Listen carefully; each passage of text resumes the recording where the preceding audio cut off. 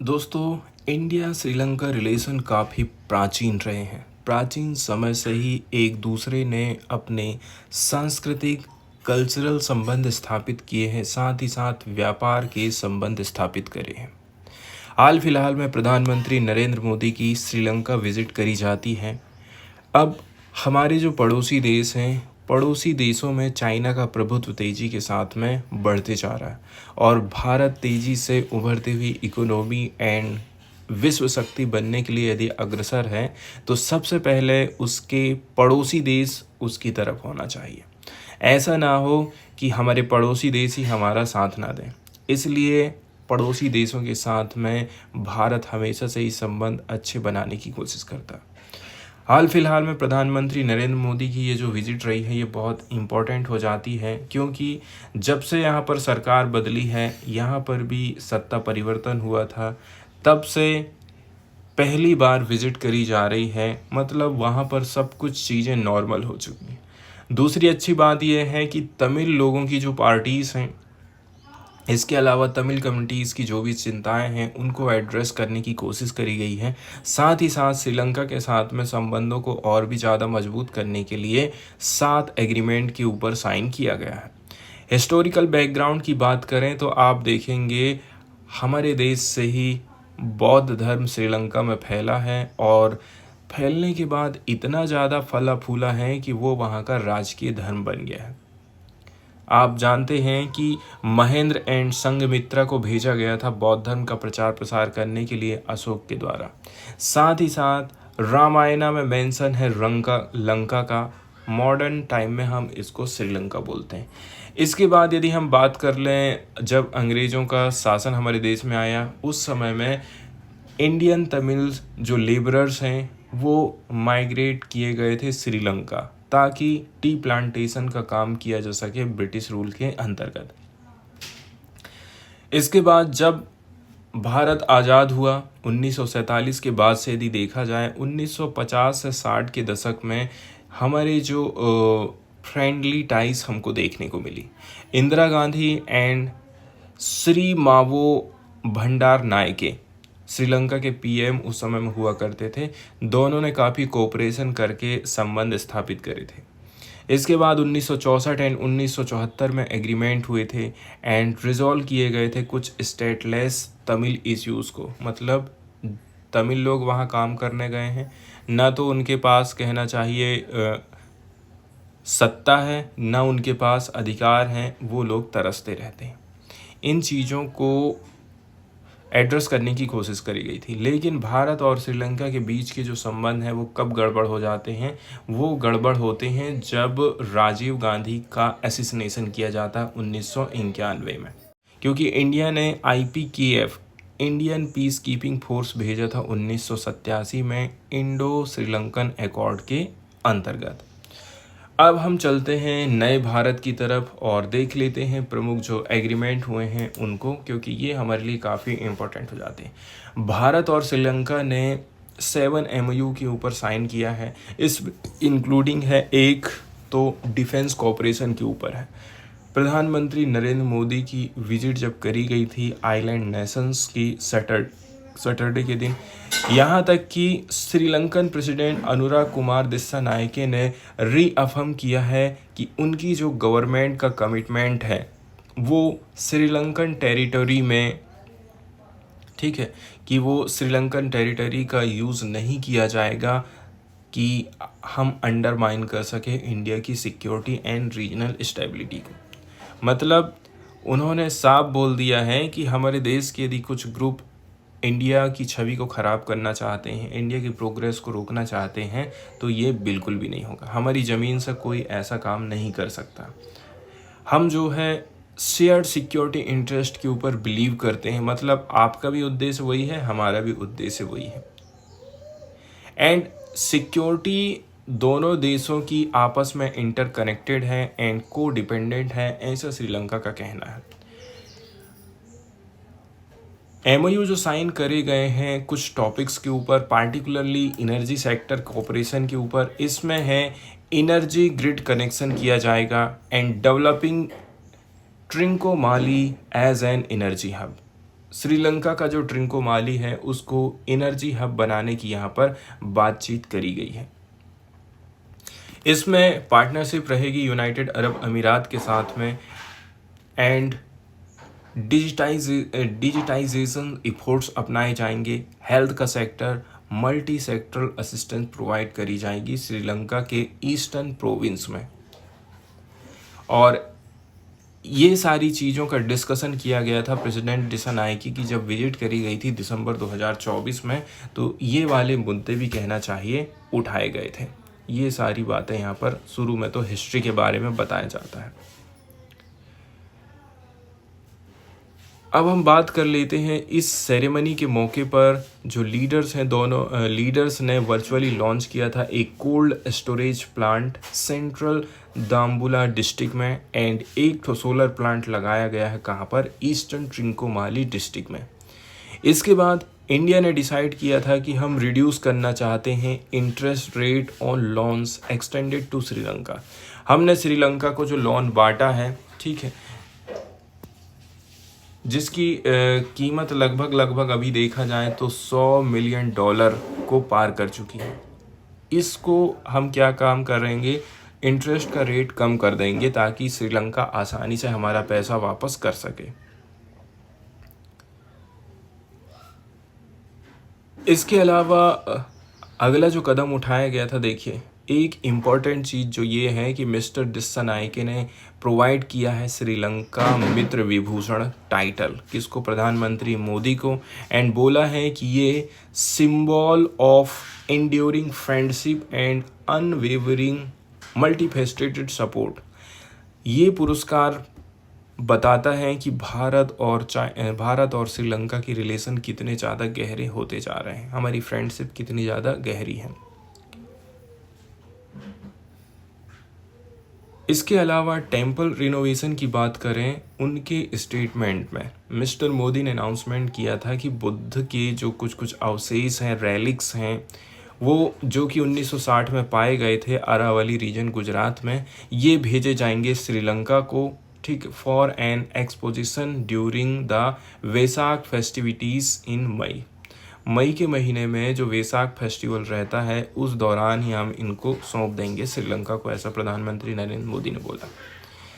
साथ ही साथ इंडिया सपोर्ट करेगा श्रीलंका का थिरुकोनेश्वरम टेम्पल जो कि ट्रिंकोमाली में है, इसका रिनोवेशन किया जाएगा and the construction of the sacred city in the Anuradhapura Mahabodhi temple complex. साथ ही साथ सीता एलिया टेम्पल नुवारा एलिया में ये स्थापित किया जाएगा। तो काफ़ी इम्पोर्टेंट ये एमओयू रहे हैं।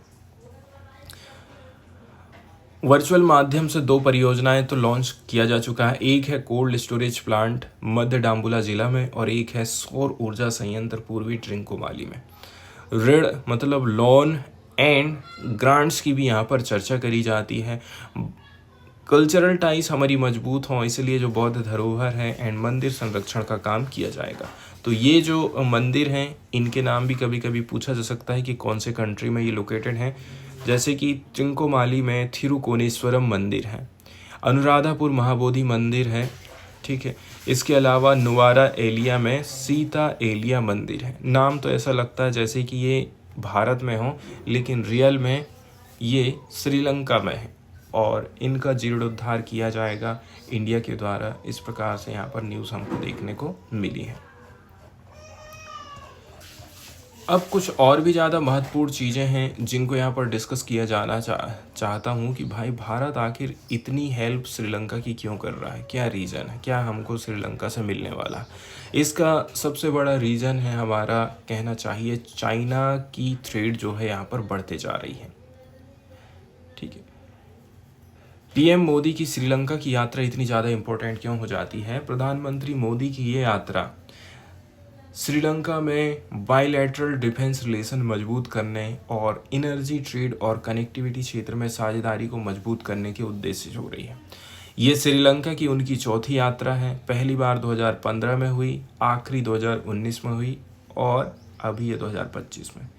श्रीलंका के नए राष्ट्रपति बने हैं अनुरा कुमारा दिसानायके। इनवाइट किया गया इनको, तो इनवाइट किए जाने वाले वो पहले विदेशी नेता हैं सितंबर 2024 में ये राष्ट्रपति बने हैं। नेताओं के बीच में एक महत्वपूर्ण डिफेंस कोऑपरेशन एग्रीमेंट को अंतिम रूप दिए जाने की उम्मीद है, जो दोनों देशों की रक्षा संबंधों को एक नया अध्याय चालू कर देगा। अगर ये एमओयू साइन हो जाता है तो ये संकेत देगा कि दोनों देशों ने इंडियन पीस कीपिंग फोर्स के समय की जो कड़वी यादें हैं उनको छोड़ दिया है और नई दिशा में सहयोग कर रहे हैं। 1987 से 1990 के बीच में इंडियन पीस कीपिंग फोर्स को श्रीलंका भेजा गया था, लेकिन विवादों के कारण उसको वापस बुला लिया गया था। भारत ट्रिंकोमाली में एक एनर्जी हब बनाएगा साथ में मिल करके। इसमें मल्टी प्रोडक्ट पाइपलाइन बनाई जाएंगी। संभावित रूप से वर्ल्ड वार 2 का जो पुराना ऑयल टैंक फार्म भी उपयोग किया जाएगा, जो कि इंडियन ऑयल कॉर्प की श्रीलंकाई शाखा के पास में है। ठीक है। इसके अलावा 120 megawatt Sampur solar power plant भी स्थापित किया जाएगा। मोदी और दिस्सानायके ने मिलकर के ट्रिंकोमाली में एक सोलर पावर प्लांट का उद्घाटन किया है। ये प्रोजेक्ट कई सालों से अटका हुआ था, लेकिन अब भारत के समर्थन से दोबारा चालू हो गया। एंड डेब्ट को रिस्ट्रक्चर किया जा रहा है। किस प्रकार से? श्रीलंका पर एक्सिम बैंक और एसबीआई का $1.36 बिलियन का कर्जा है। ठीक है, ये श्रीलंकन फाइनेंस मिनिस्ट्री की तरफ से हमें पता चला है। तो सरकार चाहती है ये हमें वापस मिल जाए। इसके लिए हम एक काम करते हैं, इसकी जो इंटरेस्ट रेट है उसको घटा देते हैं। और भी कुछ की एग्रीमेंट रहे थे, जैसे कि मोटे मोटे तौर पर देखा जाए power grid connectivity, digitalisation initiative, security cooperation and health care collaboration. इस क्षेत्र में चीन की बढ़ती सैन्य उपस्थिति से भारत चिंतित है। चीन श्रीलंका सहित पूरे इंडियन ओशियन क्षेत्र में अपना दबदबा बढ़ाते जा रहा है।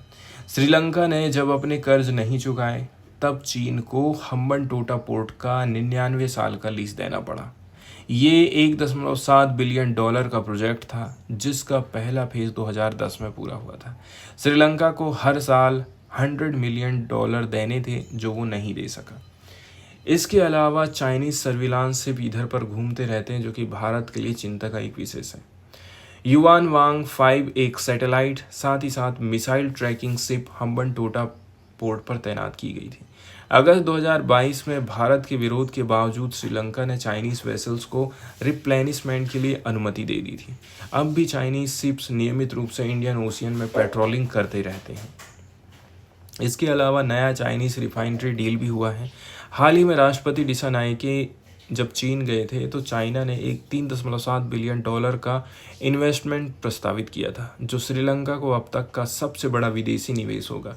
ये हम्बनटोटा में ऑयल रिफाइनरी बनाएगा और BRI सहयोग को और भी ज़्यादा मजबूत कर देगा। अब भारत बैलेंस स्थापित करना चाहता है। म्यांमार से बात किया, बांग्लादेश से, नेपाल से, भूटान से। ठीक है, सब लोगों से उसने बातचीत किया था। इसके अलावा भी कुछ पॉइंट हैं, जैसे कि 7 MOU की यदि हम चर्चा करते हैं, भारत ने 7 MOU के ऊपर साइन किया है। वो कौन कौन से हैं, इसको थोड़ा सा डिटेल में देख लेते हैं। पहला तो है रिन्यूएबल एनर्जी कॉर्पोरेशन के ऊपर है। इसके अंतर्गत solar power plant and wind energy project लगाए जाएंगे श्रीलंका में भारत की तरफ से। फोकस किया जाएगा ऑफशोर वाइंड एनर्जी के ऊपर एंड ग्रिड कनेक्टिविटी को बढ़ावा दिया जाएगा। भारत की company Adani green, Tata power ये इन्वेस्ट कर सकते हैं श्रीलंका के रिन्यूएबल सेक्टर में। महत्व की बात यदि हम करें तो ये हेल्प करेगा श्रीलंका यदि अचीव करना चाहता है 70% रिन्यूएबल एनर्जी टारगेट 2030 तक, एंड वो फॉसिल फ्यूल के ऊपर निर्भर यदि नहीं रहना चाहता है, तो ये चीज़ काफ़ी मदद करने वाली है।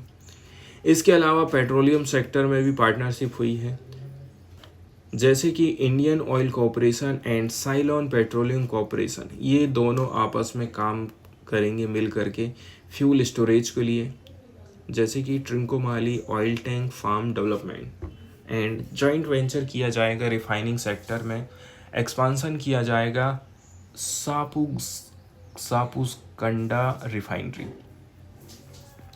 एक्सप्लोरेशन किया जाएगा हाइड्रोकार्बन रिजर्व का श्रीलंका के मन्नार बेसिन में, एंड इंडिया इंश्योर करेगा steady fuel supply during Sri Lanka's economic recovery. ठीक है, मतलब अभी श्रीलंका की इकोनॉमी रिकवर कर रही है, तो ऐसे टाइम पीरियड में ऑयल और डीजल की कमी ना चल जाए, इस चीज़ को इंश्योर करेगा इंडिया। इसके अलावा डिजिटल पेमेंट इंटीग्रेशन के लिए भी एमओयू साइन हुआ है, यूपीआई एंड लंका पे। इसके माध्यम से यूनिफाइड पेमेंट इंटरफेस इंडिया को लिंक किया जाएगा लंका पे के साथ में, and facilitate instant money transfer between two countries, दोनों कंट्री के बीच में तुरंत पैसे का आदान प्रदान हो जाए, ये भी व्यवस्था लाई जाएगी। टूरिज्म एंड ट्रेड को बूस्ट किया जाएगा। इसके लिए अलाउ किया जाता है इंडियन टूरिस्ट को कि आप पे करिए यूपीआई के माध्यम से श्रीलंका में। साथ ही साथ जो एनपीसीआई है इंडिया की कंपनी, लंका क्लियर है श्रीलंका की कंपनी, इम्प्लीमेंट करेंगे इस इंटीग्रेशन को। इसके बाद fisheries development and maritime cooperation के ऊपर भी चर्चा किया जाता है। इसका उद्देश्य है सस्टेनेबल फिशिंग एंड रिजॉल्व करना है फिशरमैन की डिस्प्यूट को। इसके लिए जॉइंट वर्किंग ग्रुप बनाया जाएगा ताकि एड्रेस किया जा सके Sri Lanka and Indian fisherman conflicts को, स्पेशली पाक स्ट्रेट में। इंडिया प्रोवाइड करेगा deep sea fishing vessel training and technology Sri Lankan fisherman को। कॉपरेशन किया जाएगा maritime research, aquaculture and sea food processing के ऊपर। साथ ही साथ कॉम्बैट किया जाएगा इलीगल फिशिंग को सैटेलाइट मॉनिटरिंग के माध्यम से। फिर आ जाता है tourism promotion and cultural exchange की बात करें तो जॉइंट मार्केटिंग कैंपेन चलाए जाएंगे ताकि बौद्धिस्ट, तो टूरिज्म की दृष्टि से देखा जाए वीज़ा की जो पॉलिसीज़ हैं उनको थोड़ा आसान बनाया जाएगा। इसके अलावा डायरेक्ट फ़्लाइट कनेक्टिविटी हमको देखने को मिलेगी सेकेंडरी सिटीज़ जैसे कि चेन्नई से जाफना, मुंबई से कोलंबो के बीच में। इसके अलावा फिल्म इंडस्ट्री कोलैबोरेशन भी हमको देखने को मिलेगा। Bollywood and Sri Lankan cinema partnership हमको देखने को मिलेगी।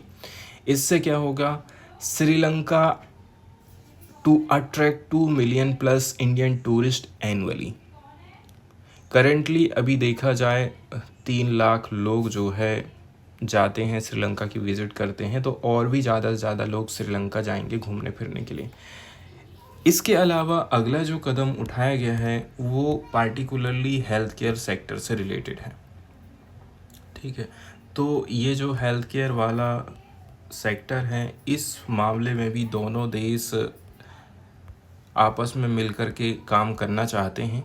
इसके ऊपर भी क्या क्या बातचीत हुई है इसके ऊपर हम फोकस करते हैं। ठीक है, Indian generic drug manufacturers supply करेंगे सस्ती दवाएं श्रीलंका को, जैसे कि Cipla and Sun Pharma. AIIMS like hospital collaboration हमको देखने को मिलेगा, मतलब इंडिया असिस्ट प्रोवाइड करेगा, आप वहाँ पर सेटअप कर सकें इस स्पेशलिटी हेल्थ केयर सेंटर जैसे कि हमारे देश में एम्स हुआ करते हैं। इसके अलावा टेलीमेडिसिन की इनिशिएटिव्स हैं जो कि भारत से प्रोवाइड करी जा सकती हैं। इंडियन डॉक्टर प्रोवाइड कर सकते हैं श्रीलंकन पेशेंट को। Vaccine and medical equipment supply भी किया जा सकता है हेल्थ क्राइसिस के दौरान में। इस प्रकार के एमओयू भी साइन हुए हैं। इससे क्या फ़ायदा मिलने वाला है, इससे श्रीलंका की जो फार्मास्यूटिकल इंपोर्ट्स की कीमत है, कॉस्ट है, वो कम हो जाएंगी। करेंटली उसको लगभग $1.5 बिलियन हर साल खर्चा करने पड़ जाते हैं, तो ये कॉस्ट सीधे सीधे कम हो जाएगी। इसके अलावा यदि हम हेल्थ केयर की बात करते हैं तो अब हम बात करेंगे एजुकेशन, ठीक है, एंड स्किल सेक्टर की श्रीलंका में।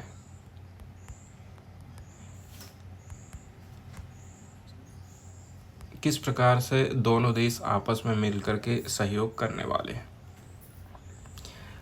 10,000 प्लस स्कॉलरशिप प्रोवाइड करी जाएगी श्रीलंकन स्टूडेंट को यदि वो इंडियन इंस्टीट्यूट में जैसे कि आईटी, इंजीनियरिंग, मेडिसिन में पढ़ाई करने के लिए आते हैं। ठीक है, इसके अलावा आईआईटी, आईआईएम कोलैबोरेशन किया जाएगा श्रीलंकन यूनिवर्सिटीज़ के साथ में। IT and vocational training centre setup किए जाएंगे श्रीलंका में। इससे यूथ का एम्प्लॉयमेंट बढ़ेगा। टीचर एक्सचेंज प्रोग्राम भी चलाए जाने हैं दोनों कंट्रीज़ के बीच में। इससे क्या होगा, इससे एड्रेस कर पाएंगे श्रीलंका के ब्रेन ड्रेन इशू को, एंड अप स्किलिंग प्रोवाइड किया जाएगा उनके लोकल लोगों को, और जो जॉब है उसमें भी हमको बढ़ोतरी देखने को मिलेगी। दोनों कंट्री के बीच में एक जो महत्वपूर्ण मुद्दा रहता है वो है हमारे जो बहुत से मछुआरे रहते हैं, मछली पकड़ते पकड़ते श्रीलंका के एरिया में चले जाते हैं। दिक्कत वाली बात ये हो जाती है कि ये लोग ट्रॉलर्स का इस्तेमाल करते हैं। इससे पूरी समुद्र की सतह से जो भी चीज़ आ जाए वो सबको समेट लेते हैं। इसमें बहुत सारे जीव जंतु मर जाते हैं फंस करके, गला फंसने से, या फिर बाहर निकालने के दौरान उनकी डेथ हो जाती है, वो लोग किसी काम के नहीं रह जाते। इसलिए ट्रॉलर्स के इस्तेमाल पर हमको प्रतिबंध लगाने की ज़रूरत है। इस मुद्दे को भी उठाया गया था जब प्रधानमंत्री नरेंद्र मोदी श्रीलंका जाते हैं। तो लंकाई तमिल अरासू काची के महासचिव एम.ए. सुमंथिरन ने प्रधानमंत्री मोदी को याद दिलाया कि 2016 में भारत और श्रीलंका की गवर्नमेंट के बीच एक समझौता हुआ था जिसमें बोला गया था कि जल्दी से जल्दी बॉटम ट्रॉलिंग की समस्या को हम ख़त्म कर देंगे। श्रीलंका ने 2017 में इसके ऊपर प्रतिबंध लगा दिया था। श्रीलंका ने 2017 में बॉटम ट्रैवलिंग पर प्रतिबंध लगा दिया था। ये प्रतिबंध एम.ए. सुमंथिरन द्वारा पेश किए गए एक प्राइवेट मेंबर्स बिल के माध्यम से लागू किया गया था। इसके विपरीत भारत में अभी भी केवल सीजनल तौर पर इसको बैन किया गया है। मतलब जब मछलियों के द्वारा प्रजनन का काम होता है उस टाइम पीरियड में बस, मतलब हर साल पूर्वी तट पर अप्रैल के मध्य से जून के बीच तक 2 महीने तक का प्रतिबंध लगाया जाता है ताकि मछलियों को प्रजनन के लिए समय मिल सके।